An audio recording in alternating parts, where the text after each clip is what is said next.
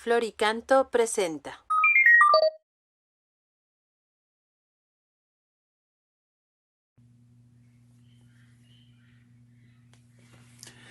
Hola, ¿qué tal amigos y amigas que nos escuchan a través de redes sociales? Soy el Padre Javier Hernández Raigosa, párroco de Nuestra Señora del Carmen en la colonia Urdiales, en Monterrey, Nuevo León, México. Y el día de hoy, 10 de junio, pues vamos a escuchar la palabra contenida en la Sagrada Eucaristía del día de hoy, así como una reflexión de lo que vamos a escuchar. Vamos a disponernos a escuchar y pues poner mucha atención. La primera lectura está tomada del primer libro de los Reyes y dice lo siguiente. En aquellos días el rey Ahab envió mensajeros a todo Israel y reunió a los profetas de Baal en el monte Carmelo. Elías se acercó al pueblo y le dijo, ¿hasta cuándo van a andar indecisos? Si el Señor es verdadero Dios, síganlo, y si lo es Baal, sigan a Baal.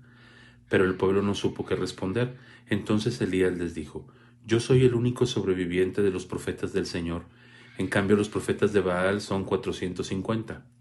Que nos den 2 novillos, que ellos escojan uno, que lo descuarticen y lo pongan sobre leña sin prenderle fuego. Yo prepararé el otro novillo y lo pondré sobre la leña sin prenderle fuego.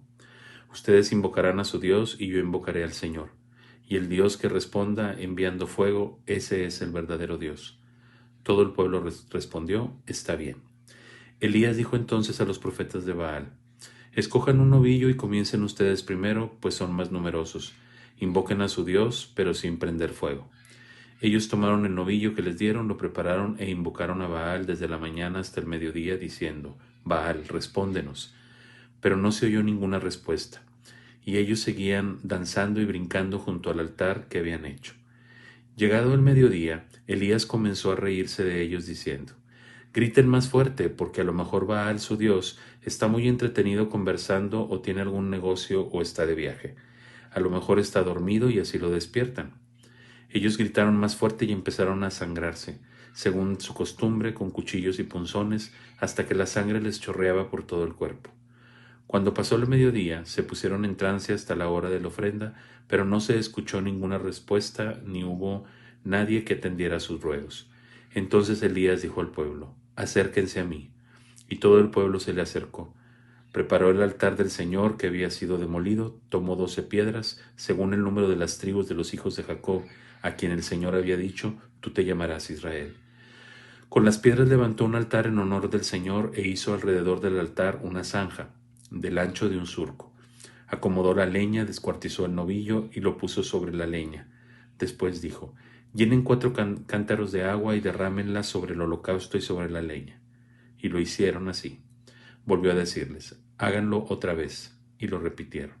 De nuevo les dijo, háganlo por tercera vez, y así lo hicieron. El agua corrió alrededor del altar y llenó la zanja por completo. A la hora de la ofrenda se acercó el profeta Elías y dijo, Señor Dios de Abraham, de Isaac y de Jacob, que se vea hoy que tú eres el Dios de Israel, que yo soy tu servidor y que por orden tuya he ejecutado todas estas cosas. Respóndeme, Señor, respóndeme, para que todo el pueblo sepa que tú, Señor, eres el Dios verdadero que puede cambiar los corazones. Entonces bajó el fuego del Señor y consumió la víctima destinada al holocausto y la leña, y secó el agua de la zanja. Al ver esto, todo el pueblo tuvo miedo y postrándose en tierra dijo, el Señor es el Dios verdadero, el Señor es el Dios verdadero. Palabra de Dios. Te alabamos, Señor. Del Salmo 15 vamos a responder, protégeme, Dios mío, porque tú eres mi refugio. Protégeme, Dios mío, porque eres mi refugio. Yo siempre he dicho que tú eres mi Señor. Protégeme, Dios mío, porque eres mi refugio. Los ídolos abundan y tras ellos se van todos corriendo, mas yo no he de ofrecerles sacrificios, jamás invocaré sus nombres. Protégeme, Dios mío, porque tú eres mi refugio. El Señor es la parte que me ha tocado en herencia, mi vida está en sus manos.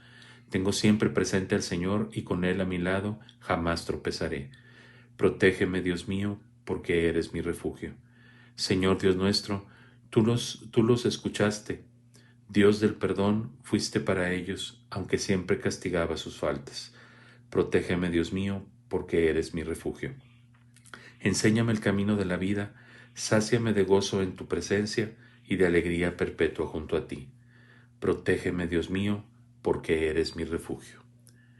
A la aclamación del Evangelio escuchamos: descúbrenos, Señor, tus caminos y guíanos en la verdad de tu doctrina. Aleluya, aleluya.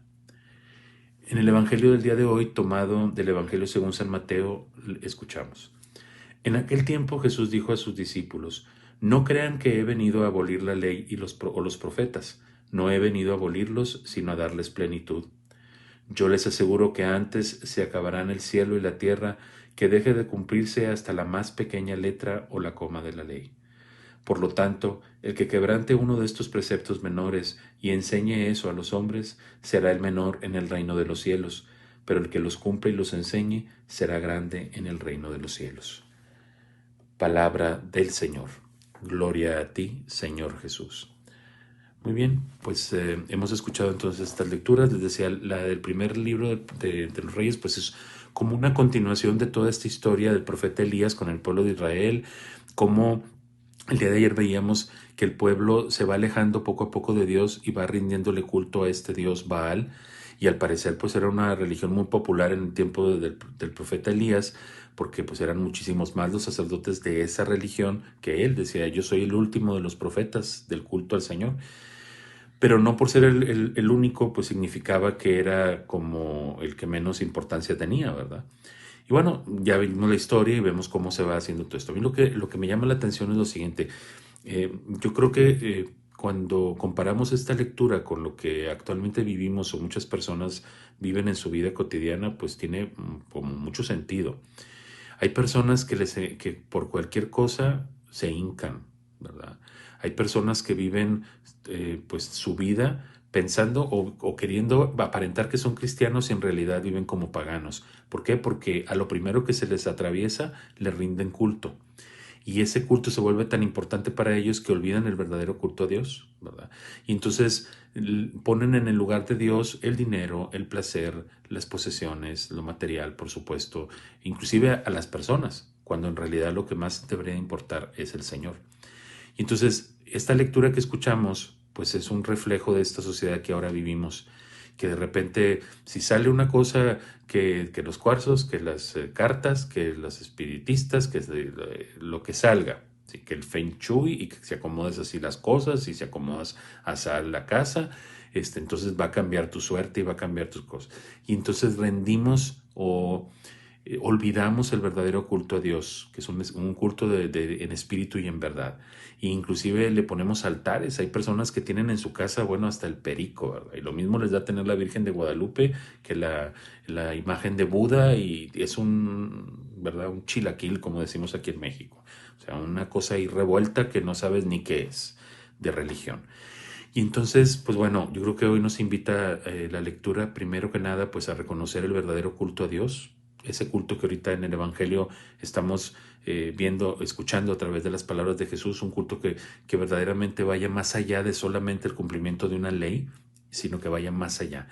Me llama la atención en la lectura, en la primera lectura, que el profeta dice: Señor, ayúdame con esto y demuéstrales a los demás que tú eres el verdadero Dios y que tú eres el que es capaz de cambiar los corazones de estas personas, o sea, sus corazones. Yo creo que esa también tiene que ser nuestra oración. Tú eres el único Dios que es capaz de poder cambiar nuestras vidas, es capaz de poder cambiar nuestros corazones, es capaz de producir en nosotros una conversión profunda del corazón. Entonces creo que de ahí es como tenemos que empezar a hacer nuestra oración y profundizar más en nuestra fe, porque a veces vivimos o estamos viviendo esta vida y lo que menos profundizamos en nuestra fe. Sabemos de muchas cosas y a lo mejor lo primero que se nos atraviesa lo leemos, pero no profundizamos en la fe. No leemos la Sagrada Escritura, no nos damos tiempo para las cosas de Dios. Siempre hay cosas más importantes que rendirle un culto a Dios en espíritu y en verdad. Entonces, creo que es muy buena la lectura como para meditar. Y en el Evangelio, pues bueno, está esta eterna lucha de Jesús con los fariseos, con los escribas, de qué es más importante, la ley o la vivencia del amor. Y Jesús dice, bueno, yo principalmente no he venido a abolir la ley, le vengo a dar plenitud. Y sobre todo porque en el pueblo de Israel se les olvidó el sentido del por qué existían las leyes. Una ley tiene que existir para el ordenamiento de las personas y aparte para la liberación de las personas, para que las personas podamos ser libres, libres para ayudar, libres para amar, libres para tener conciencia de los demás, para ser conscientes de lo que somos capaces de hacer. Y Jesús lo sabe, por eso lo dice, ¿verdad? Yo no vengo a abolir la ley, vengo a darle plenitud. Y llama la atención también eh, cómo Jesús centra su predicación en solamente dos aspectos, el amor a Dios y el amor al prójimo. Entonces, desde ahí, desde esa óptica es como tenemos que entender las leyes. Y me refiero a las leyes de nuestra religión, ¿verdad? O sea, si nosotros tenemos una ley, como puede ser, por ejemplo, ir a misa los domingos, que ahorita por la pandemia igual tenemos dispensa, lo que tú gustes y mandes, pero normalmente, ¿por qué asistimos a misa? ¿Por solamente cumplir el precepto o realmente porque descubrimos en la Sagrada Eucaristía esa presencia del Dios vivo al cual yo estoy agradecido y le quiero rendir un culto público en donde todos mis hermanos y yo alabemos juntos al Señor, ofrezcamos este sacrificio de amor al Señor? Eh, por ejemplo, la ley me dice que ame a los demás como a mí mismo, ¿verdad? O Jesús que me dice, ámense unos a otros como yo los he amado, pues es la ley del amor. Pero esa ley del amor se tiene que vivir precisamente desde el corazón, no solamente por el cumplimiento de la ley. Es como cuando las personas van y se confiesan. Muchas de ellas se confiesan solamente porque va a haber un 15 años, una boda, una primera comunión o una confirmación, etcétera, y verdaderamente no existe una intención de conversión en el corazón. Pues bueno, hay otras personas que van y se confiesan porque tienen miedo a condenarse. ¿Eso le basta a Dios? Pues sí, sí le basta a Dios, ¿verdad? Pero lo que Dios quiere realmente de nuestra vida y de nuestro corazón es, si vamos a acudir al sacramento de la reconciliación, es porque hemos descubierto que necesitamos cambiar, que hemos ofendido a Dios, que hemos ofendido a nuestro Padre Dios y que necesitamos convertir nuestro corazón para poder llegar a ser lo que Dios quiere para nosotros. Te invito a que entonces en este día medites sobre este aspecto. ¿Qué tanto vives la ley? ¿Qué tanto le das el sentido pleno a la ley? Y que pues que el Señor nos ayude para poder llegar a ser lo que Él soñó para nosotros.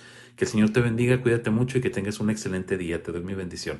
La bendición de Dios Todopoderoso, Padre, Hijo y Espíritu Santo, descienda sobre ustedes y permanezca para siempre. Cuídense mucho, que Dios los bendiga. Chao.